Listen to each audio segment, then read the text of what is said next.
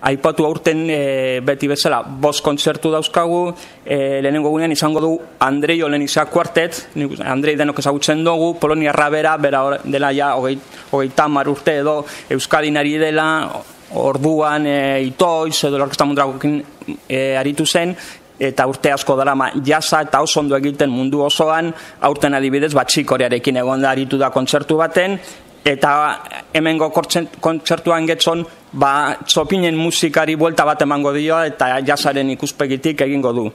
Bigarren egunean Christian Scott izango dugu, Estatu Batuetar trompetalari oso joven bera, bere Ruler Rebel orkestuko du CD berria, eta disko hau trilogia baten hasiera da.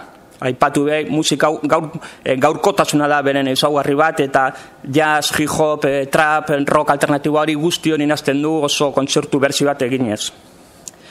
Hirugarren egunean Bill Evans saxo jolea eta Dean Brown gitarra jolea izango duguz. Musiko hauek aurten jazz eta rocken fusioren aurkezleak dira, musikaria oso eskarmentu handikoak disko askorekin, eta aipatu behar bebai eurekin datozen musikariak. Etienen Mbappé, John McLaughlinen basu jolea, eta Toto taldearen izandako bateri jolea, Keith Carlock. Diane Reeves izango da larun batean gurekin, Estatu Batuetar abeslari oso ospetsua, 5 Grammy irabazi ditu ja, eta azken orain dela 2 urte izan zen bere azken diskarekin Beautiful Life.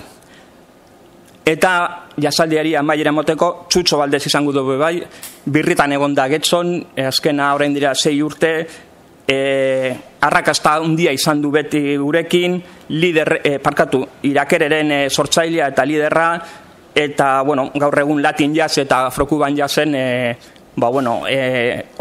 izar ospetsuen ateriko bat.